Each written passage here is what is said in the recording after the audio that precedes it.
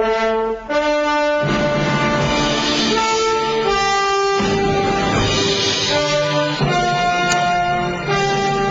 back to Shattering Myths. I'm your host, Yahowah. We're turning the page now and going to the Torah. This is really to the heart of the Torah. We're in the book of Shemot. Exodus means names in Hebrew.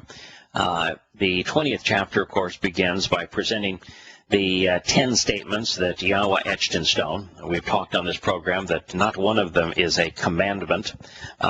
They talk about the terms and conditions of the covenant. They provide instructions to us on how we best should live our lives so that we are happy, so that we are productive, so that we ultimately come to know Yahowah. That is the purpose of them. And so we were considering the first statement. It's actually the first instruction of the 7 instructions that was etched on the second tablet. 77 words on the second tablet. The first one that dominates the second tablet, and yet it's the one that Christians completely ignore. Muslims also ignore it, claiming, even though their God claims that he authored the Torah, and that his Quran confirms the Torah, both of which are untrue. But imagine being lost in a religion, being one of those 3 million people that was camping out with the Pope this past Sunday. And yet you completely ignore the first of 7 instructions that Yahowah, the one and only God, etched in stone. Remember the Shabbat, the Sabbath, the 7th day. It is set apart. It's special. It has all to do with setting you apart, me being set apart, you being set apart especially from religion. Set it apart from the ordinary. Set it apart from religion. Set it apart from politics. Remember the Shabbat, the 7th day. It's set apart. 6 days you can actually and continuously work, and you can genuinely engage in the totality of your service representing the messenger and proclaiming the message. This is the first work was abad. The second was malaka. Malaka is a derivative of malak, which is spiritual or heavenly messenger or envoy. But the 7th day, the Shabbat of Yahowah. So Larry, another trick question here for you. When God says the 7th day, the Shabbat of Yahowah, your God, is it appropriate then to call the Sabbath a Jewish religious holiday? No, not if you're willing, and not unless you're going to acknowledge that the only persons that Yahowah is engaged with have to be Jewish. I mean, that would be the only way you could do that. So you'd have to assume that the book of Yirmiyahu, where Yahowah says, "I'm writing this book to Gentiles, to non-Jews, to Goyim." Right. That this prophecy is, I'm writing this to Goyim, and when he says throughout his revelations that his outreach is to Goyim, every time that he says that, then you'd have to say that we'd have to ignore all of that to say that no, he's only interested in Jews, and therefore he is simply the God of the Jews. Therefore, if that were true, by the way, Larry. Mm-hmm. Who would the God be of the rest of the world? But it'd have to be. It wouldn't be the creator of the universe. It'd have to be Satan himself. Well, it'd have to be some other imagined candidate, right? Yahowah says that he's the only God, and so if he is the God of the Jews, and you're a Gentile, and therefore none of this applies to you, and you're looking for a different God, who would that be? Well, the only way that you could claim, you could say, oh, then our God is Jesus Christ. Well, then he can have no association whatsoever with Yahowah. And how, therefore, can he be God? Jesus Christ doesn't have an association with Yahowah because, we all know it was Yahusha, which means Yahowah saves, and he was a diminished part of Yahowah. So they had to make up a sort of a cartoon character to create a religion based on the life and times of Jesus Christ. And that's what they did. But of course, what's amazing, they ignore everything the man said and did. Everything that he said and did. Absolutely. They view him through this twisted prism of Paul, who never accurately quoted him, never once. I know, and then we have to throw in the fact that somehow the people who were the followers of the way They for 300 years after this sacrifice on Mount Moriah, or roughly 300 years, they were meeting on Shabbat. Well, we still are today, but they were setting apart this seventh day. But yet we see right in history there, and we know Constantine worshipped the sun god Mithras, didn't he? Right. And his historian was Eusebius, and he recorded this in 321 CE.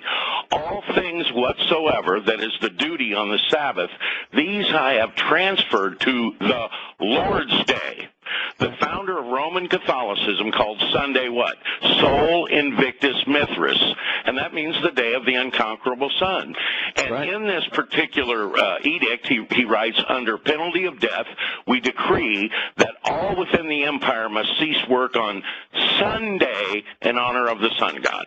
Now, there it is. Correct. There it is. That's where suddenly we have Sunday worship of a Lord. And there's three things wrong with what I just said. One, Yahowah hates being called Lord.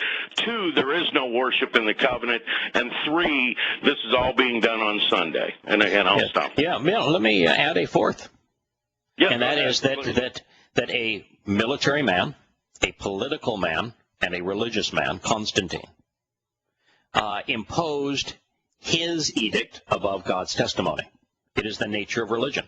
Man imposes his views, his opinions, his desires over God's. And so every Christian that meets in a church on Sunday is still choosing to honor Constantine, a pagan general, a egotistical and self-serving politician, a manipulative, pagan-worshipping, sun god-worshipping religious leader.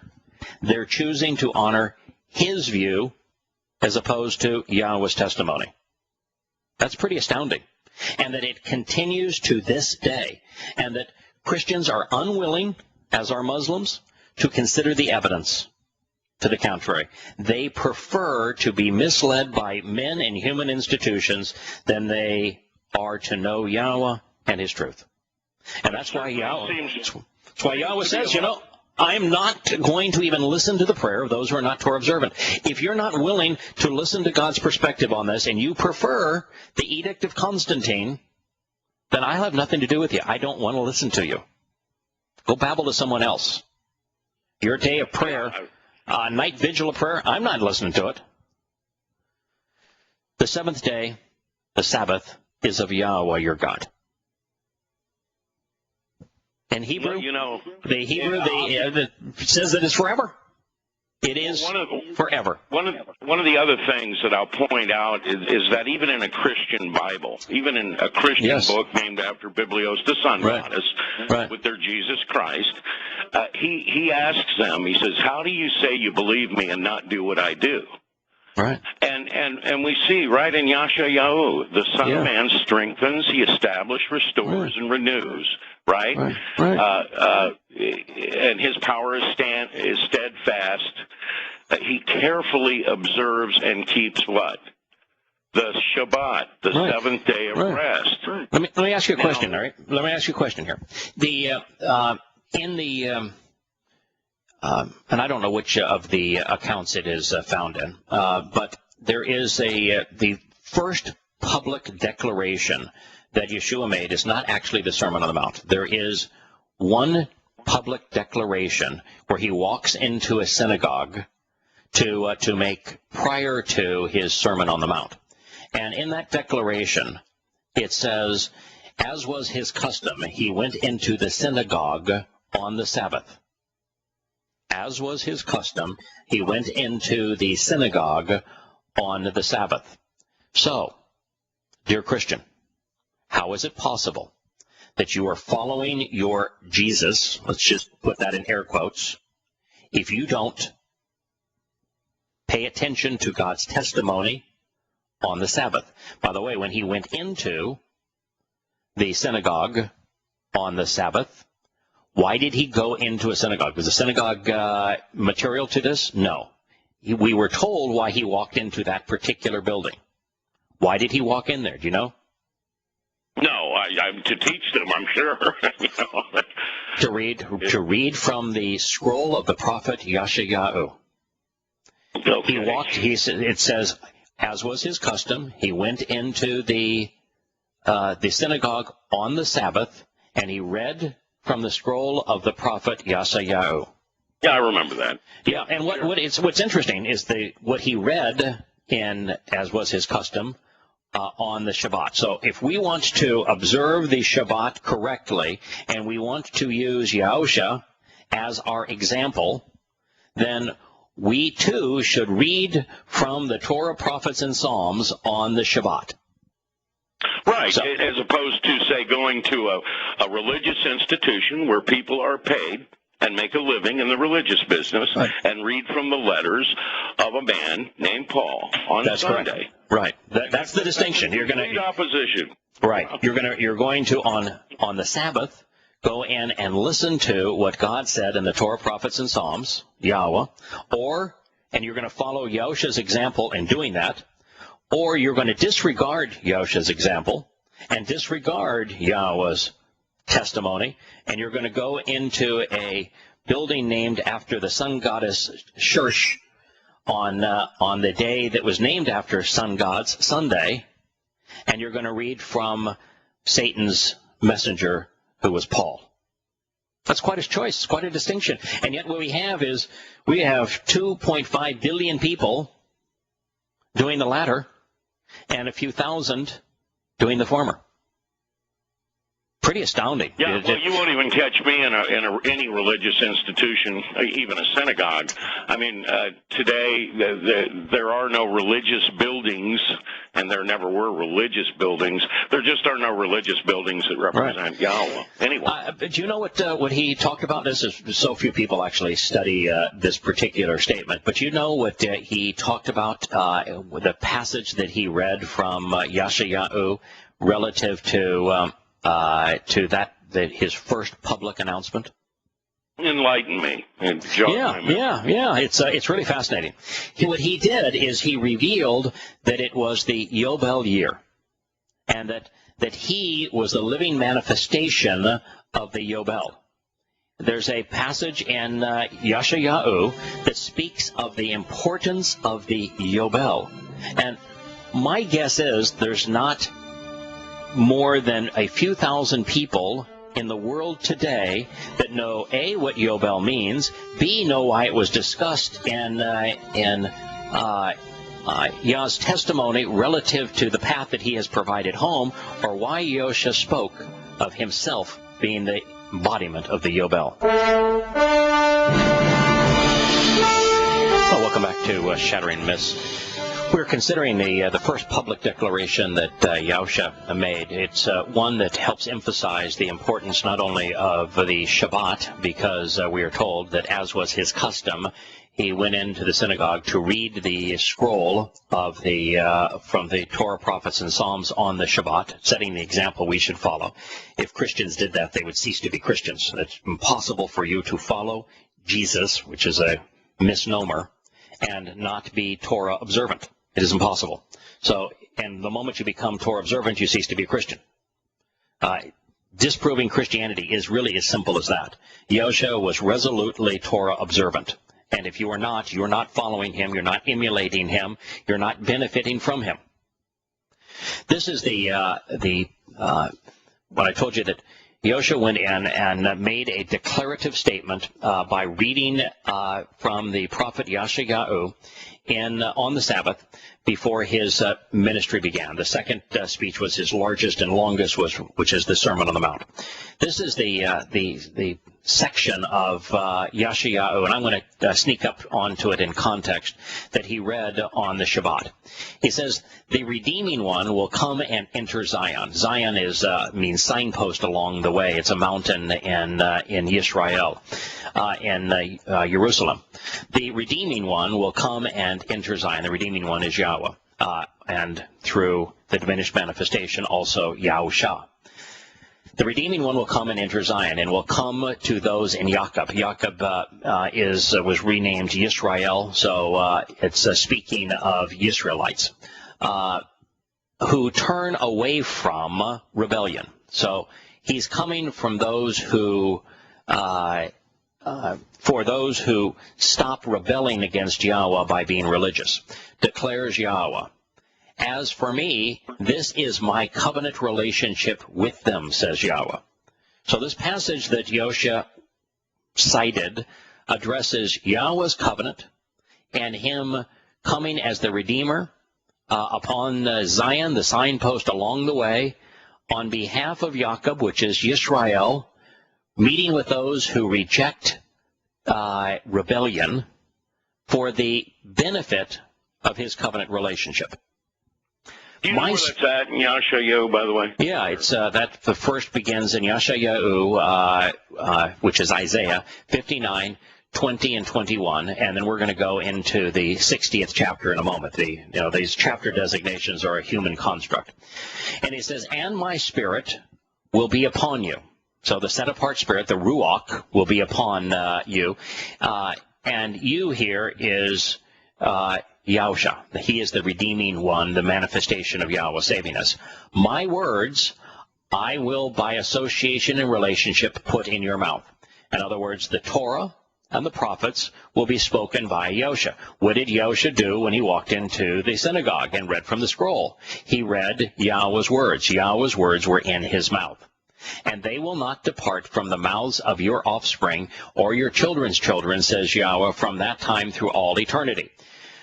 This is an affirmation that those, and this is actually now speaking not of Yahusha's arrival in year 4000 Yah, or at the end of the fourth millennium of human history, to fulfill Pesach, Matzah, Vokodam, and Shavuah, but instead of his final return on the day of reconciliations, because he's saying that those who become part of the covenant family because they give up their revolt against Yahowah and embrace the terms and conditions of his covenant on that day, speaking of Yisrael, that they are going to have, according to Yahowah, they're going to have, and he tells us this in Yirmiyahu, we're all going to have the Torah written inside of us.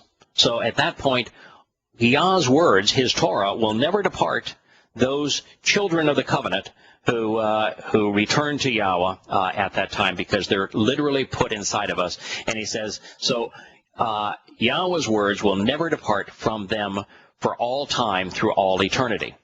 Arise and stand up, become light, for your light has come. Boy, powerful statement. You want to know what you're going to be like in eternity? God just told you right here. You're going to become light because Yahowah, our light, has come. And so we're going to be a spiritual energy manifestation, which empowers us at the rate of the square of the speed of light. An enormous insight in terms of our eternal nature. The glorious presence and manifestation of power of Yahowah appears, rises up, and shines like the light of the sun upon you. When Yahusha returns, what did he say? He says, when I come back, you're going to look up, and I'm going to look as brilliant as galaxies of stars. And so here Yahowah is telling us exactly what Yahusha spoke during his Olivet Discourse, that when he returns, he is going to appear as brilliant as the stars. He is no longer going to be a diminished manifestation, and that his very light will transform us, turning us into energy and light. We'll return after the commercial break to Yashayahu, considering the second and third verses of Isaiah 60.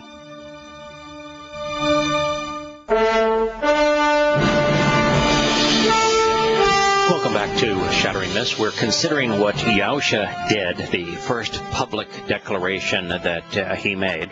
It's a death knell for Christianity because it is preceded by saying that, as was his custom, he observed the Shabbat, and he did so by reading Yahweh's words. And this is the passage that he directed our attention to. Now, this is the first thing that it's recorded that he said publicly. And so this is what he is directing our attention to. And it's a prophecy regarding him that most of us do not know much about. It goes on to say, for behold and see, darkness and obscurity will cover the earth, and a thick and heavy cloud of gross darkness will conceal the nations and the people. And I'm going to just tell you what that means. Before Yahweh's return, on the day of reconciliations, the earth will have been engulfed in a massive nuclear holocaust. We know that more than half of the world's population will have died, and that as a result of a combination of events, part of a mountain, a volcanic mountain falling off into the sea, creating a massive tsunami, and probably take out most of the east coast of the United States, following an asteroid strike, which is most likely Apophis, and then a response to the Magog War, which is the Islamic war against Israel, that is being foretold now in these peace talks brokered by the United States, that the atmosphere of the earth is going to be so thick that it's going to be like a cloud of gross darkness that's going to descend upon our planet that will be of our own making. And so that we do not totally destroy the earth and wipe out all life from it, that is the time that Yahweh is returning. He says, but Yahweh shall rise and appear, shining like the light in your presence. So who is returning? Yahweh. It says Yahweh will return and appear like shining light in your presence. He's going to appear not dimmed down as he previously was in the corporeal form of a man.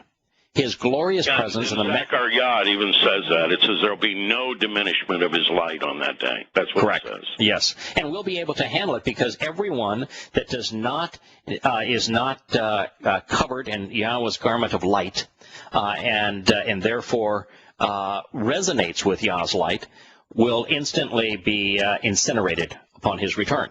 And that's just fine. That's the purpose of his return, is to get rid of the hosts of religion and politics and only have Yahweh's covenant children there. And so his light doesn't have to be diminished for him to exist with his spiritual children. His glorious presence and manifestation of power shall be seen in your presence and shall be upon you. The Gentiles, the Goyim, will come to your light, and kings to the brightness of your dawning light. And so his return isn't, well, it is focused on Yisrael and the promises made to Abraham, Yitzhak, and Jacob. It is also going to benefit some Goyim, some people from different races and places. Thank goodness, because, Larry, last time I checked, you and I are both Goyim. Yeah, we have. I'm half Jewish. We have a problem there. Okay, well, you're half Jewish, and I'm Sioux and Irish. I guess. Hey, by the way, if I was a Mormon, I would be partly Jewish because the American Indians, according to Joseph Smith, were Jews. Don't mind the DNA, but what the heck? Let's not let evidence get in the way of our religion. That sounds right. That sounds kind of dumb. It does, to quote the song. Then you will be radiant, and your heart will throb in reverence, swelling in joy. So we are going to become radiant just like Yahweh. Whereas you are and have been forsaken and hated without Passover, I will direct you toward the everlasting triumph of being lifted up and to joy. And you will know that I, Yahweh, am your Savior. And I, Yahweh, am your Redeemer, the mighty one of Jacob.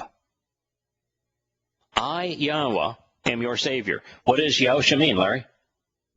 Yahweh saves, last I checked. Like so who is the Savior according to God?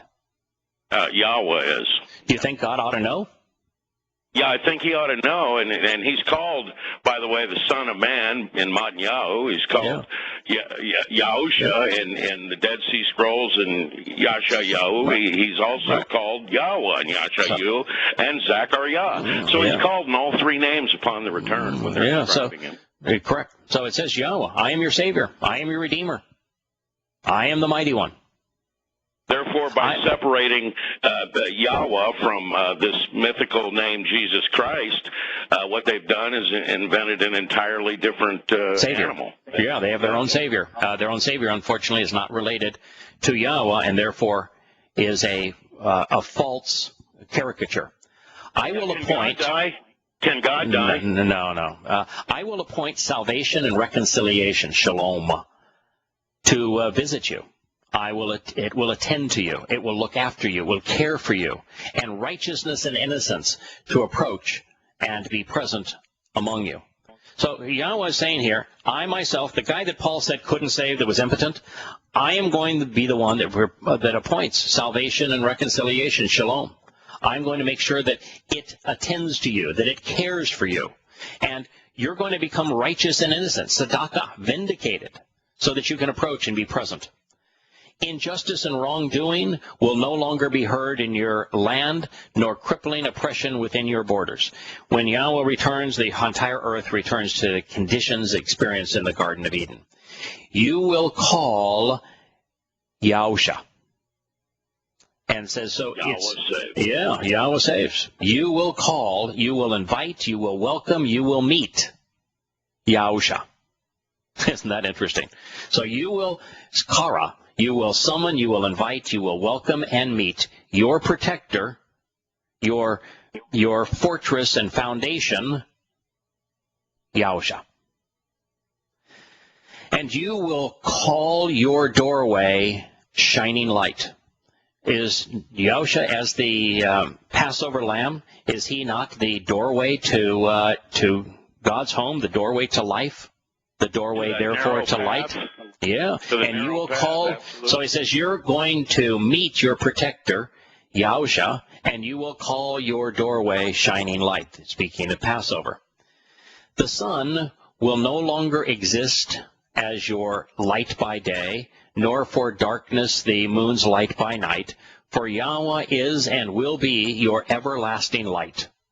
Your God will be your beautiful garment. That's the garment of light that we are given. Yahowah will be your everlasting light. I should just read this and let God speak for himself and not interrupt him. And then all people will all be righteous, vindicated, and justified. They will inherit and possess the land forever, and are the shoot that Yahowah planted, the deeds of my hand, and I will beautifully adorn them. I am Yahowah. At the right time, I will come quickly. Now, this is the passage that Yahusha is citing.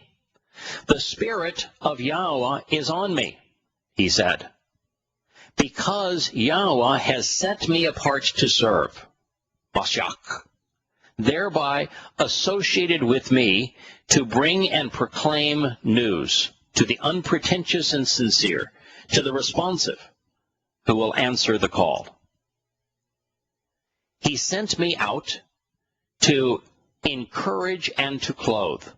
Therefore, the crushed, emotionally, and brokenhearted. You could also read this as, he sent me out to heal, bandage, and gird, accordingly the broken-hearted. And to call out to, and to meet, to invite, and to welcome those taken captive, to freedom and to liberty, and to release from darkness those who are oppressed. Affirming that's the purpose of the Torah, it's the purpose of Yahusha. The Torah provides liberty to those who are enslaved. And to call out and to offer an invitation, Kara, which is the basis of Mikra, which are the very events that Yahusha fulfilled to make us acceptable. It's just repeated here over and over again. And to call out and offer an invitation, Allah Kara, to welcome you, and call you acceptable and favored, Ratsun, pleasing and enjoyable, in the acceptable year of Yahowah. The acceptable year of Yahowah is the Yobel. That's what Yahowah makes absolutely clear to us in the Torah. Even the day of punishment of God, to comfort and to change all who are sorry, all who are remorseful. Of course, we know the Yobel is 7 times 7 plus 1. It's every 50 years. The next Yobel year is 2033. Right, because Yahusha, in a Yobel year of 4,000 Yah, which is 33 CE in our pagan calendars, Yahusha fulfilled Pesach Matzah Bokutim, and Shabuah in the Yobel year of 4,000 Yah, which is 33 CE. Recognizing the Yobel as 7 times 7 plus 1, it follows the same pattern as does Bokutim, firstborn child into the covenant. That 40 Yobel, 40 times 50. 40 is the number of a completion of a period of trial and testing, of opportunity. 40 Yobel from 33 CE would be what year? What's 40 times 50? 2033. All right. It'd be yeah. That's 2033. He says he's going to return to reconcile his relationship with Yaakov, which is Israel at that time. And he says he presents the conditions that exist on the earth at that time. It will be the conclusion of horrible wars and tragic national disasters, and asteroid strike and large tsunamis and nuclear holocaust. He's coming back at that time. It will be 6:22 p.m. Israel time on the 2nd of October, the beginning of Yom Kippurim in 2033. If you want to know when he's going to return, that's when he's going to be there. Now, we're going to be there to watch this grand event, but not because we're living at the earth at that time, because Yahowah's covenant children, at least 7 years and maybe more from that time, will be harvested on Teruah. But we will be returning from our exploration of the existing universe to welcome him back to earth. And this is the very event that he is describing, as well as describing his role, how he is identified with and literally part of Yahowah in the process of saving us. And it is in that context that his words and deeds can be understood.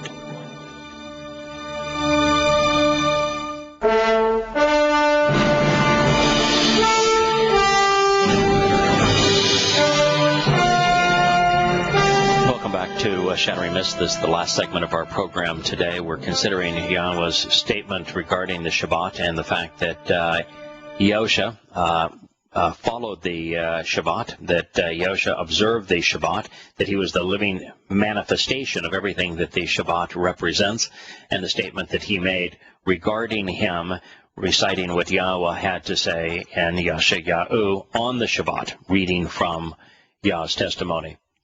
So then we're returning to this statement, the first of 7 instructions that Yah etched in stone.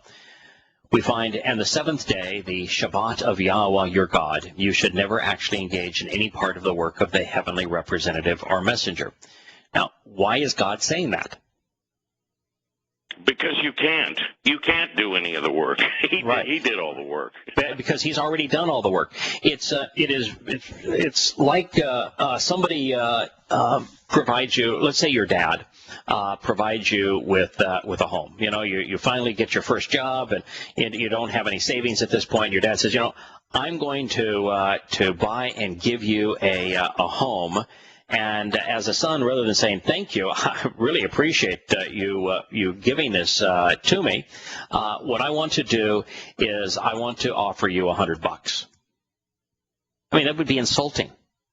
And it's the same thing as God is saying, I've already done everything. I made the sacrifice for you and I to have our relationship reconciled and for you to benefit from every promise I have made.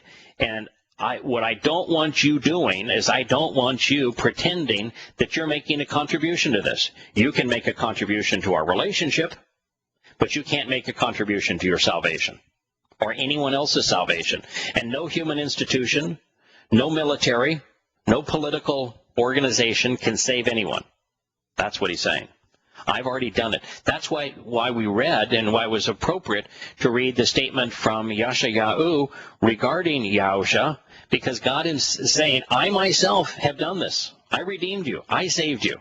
I returned. I came to do these things. So he says, I don't want you doing that, because I want you to recognize that the Shabbat, the day of where Yahowah settles our debts so we can settle with him, the day that we should consider his testimony regarding these things, it tells us that we ought to trust and rely on Yahowah for this. That's why the third requirement of the covenant is to walk to Yahowah and become perfect. And the second one is to trust and rely upon Yahowah. He's done the work. We just have to answer his invitation. He says, I don't want you to do it, your son, your daughter, your male and female servants, your means of production, those visitors who are relationally in your home or property or community. For indeed, and this is again, Yahowah saying, I don't just talk the talk, I walk the walk. I lead by example. It's too bad that Christians don't follow it. For indeed, in 6 days, Yahowah acted and engaged, preparing and producing everything associated with and completing accordingly the spiritual realm, the heavens, and the material realm, the earth, and the seas, and everything which relationally is in them. And he became completely settled, nuach. If you want to understand the Sabbath, nuach is the key. That's why it is put here. And he became completely settled, nuach. God settles our debts so we can settle with him. The means that Yahowah used to exonerate us, to vindicate us, was that he himself paid the price. So he can be just, he can be honorable, he can be truthful, he can be dependable, and yet have a relationship with us. And so it is saying that God himself was settled. He settled our debts so we could settle with him during the Almighty's seventh day. When did Yahowah settle the primary problem that we have, which is our rebellion against him, our sin, our tendency to trust and rely upon human institutions, political and religious? When was that debt taken away from us and our account settled? What day was it? Matzah. And in the Yobel year of 4,000 Yah, which was 33 CE, what day of the week was matzah enabled Shabbat. by? It was on the seventh day.